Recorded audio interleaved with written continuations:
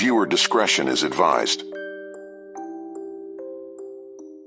Sunny Meadows Mental Institution.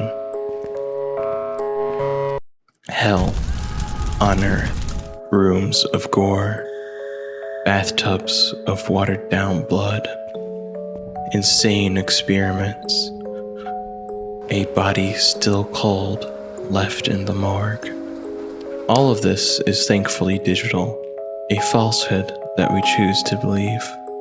But what of the real mental asylums that Sunny Meadows is based on? Are there any such places that can compare to this digital one? In this video, we'll discuss whether the fiction of Sunny Meadows is any stranger than the fact of many such asylums here in the United States.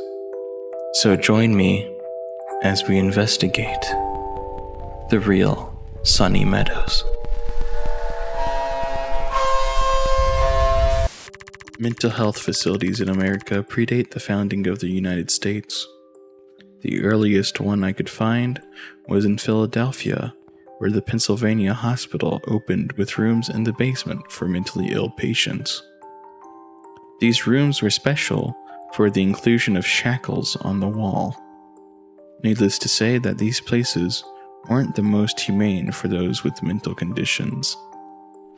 It would take till the 1800s, however, for asylums to become widespread in the United States, when activists for mental health such as Dorothea Dix brought attention to the need for facilities to protect those of feeble minds from danger, and providing them with medical and psychiatric treatment, especially amongst the wave of immigration from Europe. Sadly, the abuse of mental health victims reaches even the founding of the United States, as one of its founding fathers, named Benjamin Rush, was one of the earliest psychiatrists who created the first systematic textbooks on mental health.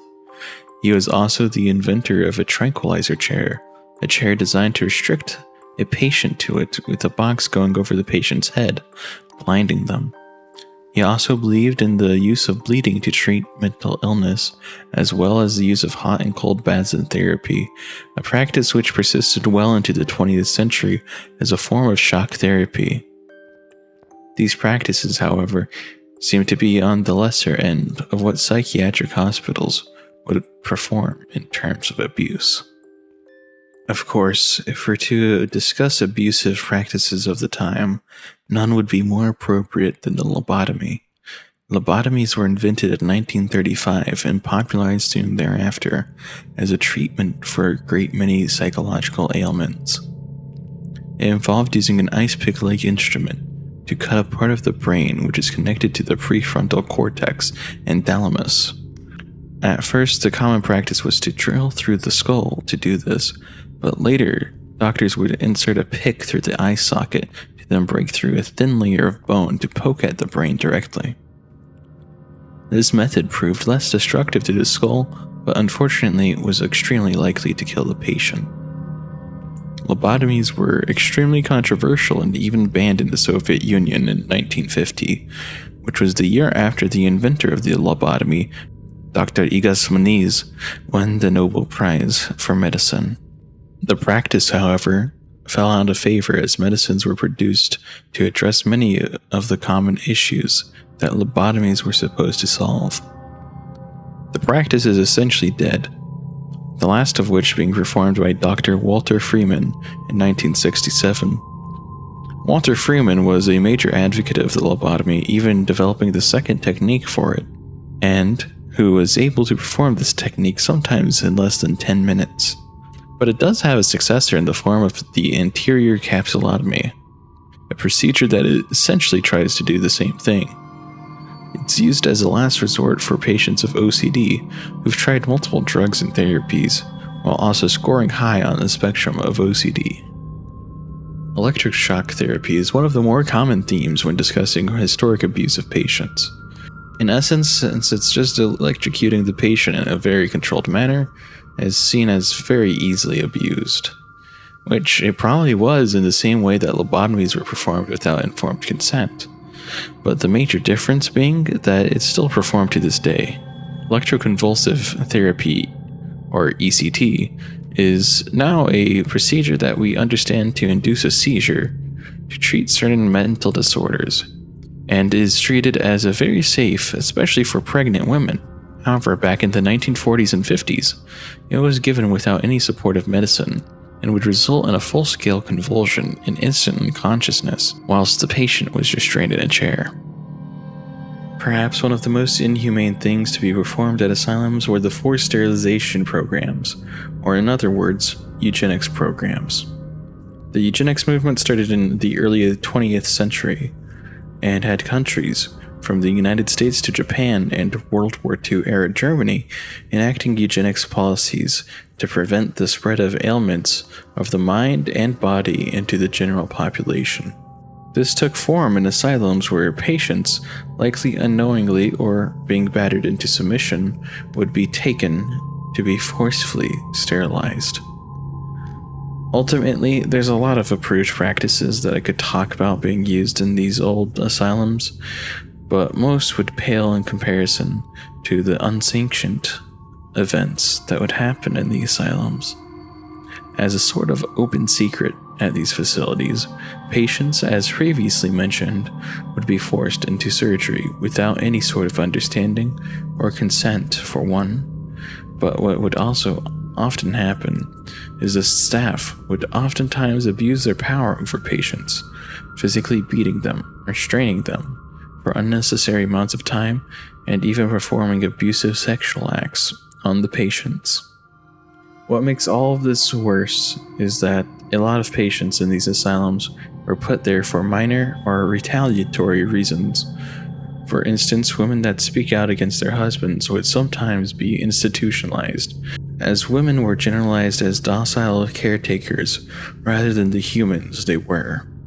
Children would sometimes be admitted for misbehavior, sometimes because the families simply didn't know of what the asylums were like and had heard it was a good place for healing.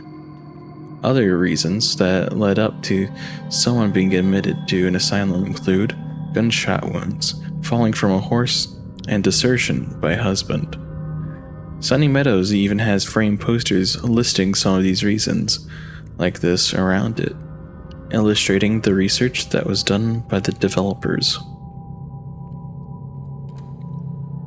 Part 2.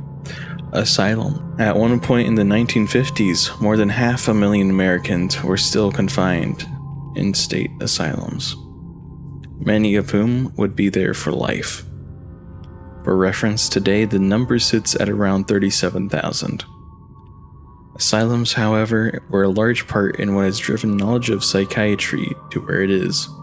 In fact, the history of psychiatry itself is in debt to asylums, if only for the reason that the American Psychiatry Association, an organization that students may know as the APA, as in the APA citation, was originally formed as the Association of Medical Superintendents of American Institutions for the Insane. In other words, it was formed from an association for those running asylums. Asylums, while often holding many abuses, were originally designed as humane treatment centers.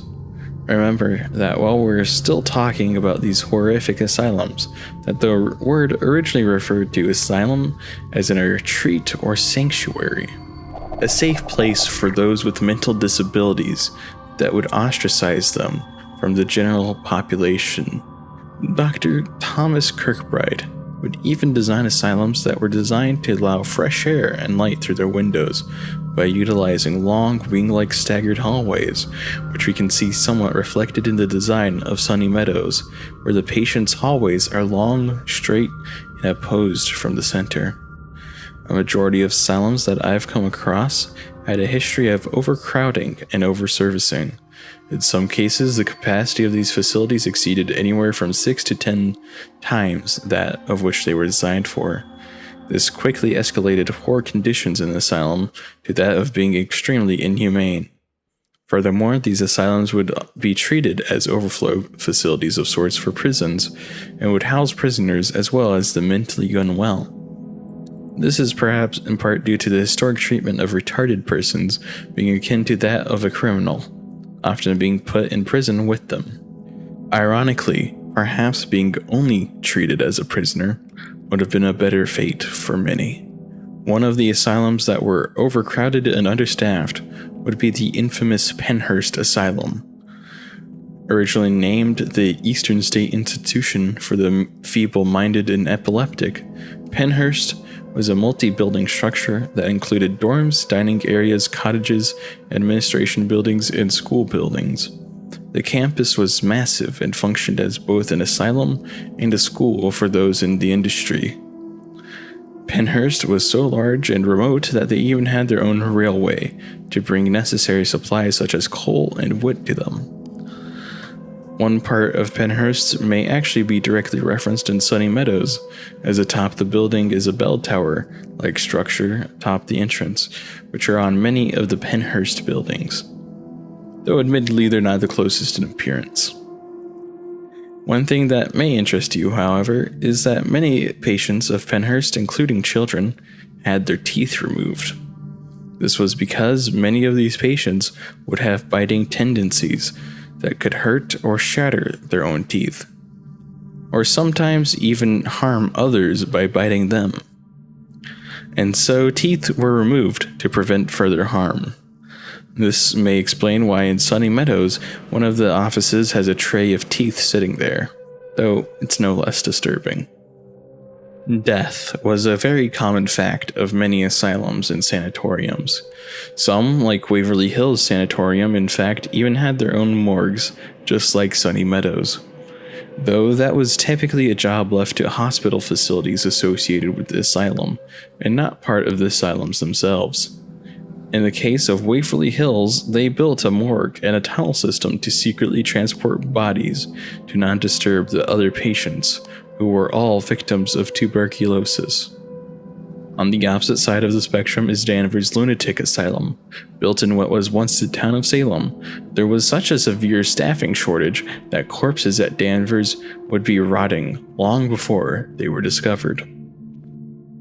Now that I've illustrated the life and death of the patients at these facilities, I think it's only appropriate to conclude this video with the details of how many of these places ended up abandoned.